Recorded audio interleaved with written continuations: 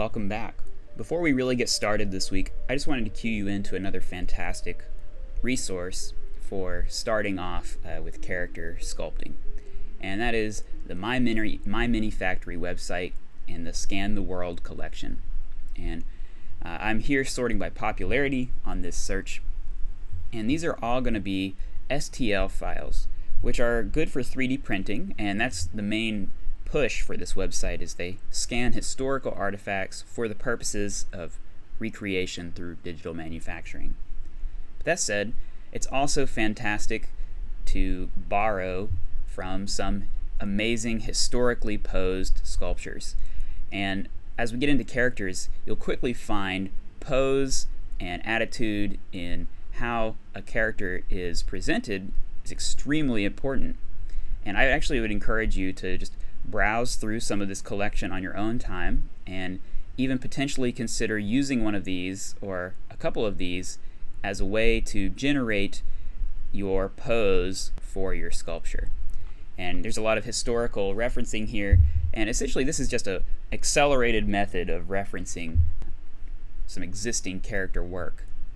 Of course, another fantastic resource is Sketchfab and searching for characters and character poses. Now, you of course could start with a default pose, but I think you'll find that something with a bit of a pre-pose is going to be much faster and easier to work with. They don't need to be super complex, and I encourage you to find versions that are very distinctly posed versus something like an A pose or a T pose, which is going to be the default pose for most characters, as you can even see here in these thumbnails. And just be aware that the more complex it is, the more difficult it will be to work with. So something like this, it's quite interesting and quite detailed, but you will rapidly find that this kind of model will be very demanding on the polygon counts, but also it's going to be very difficult to transform it.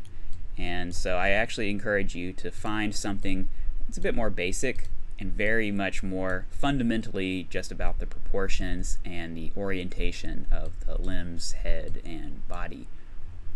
Now that said, there's going to be other ways where you can just generate a kind of form and pose yourself, but this is for those who would like to borrow a kind of pose and bend.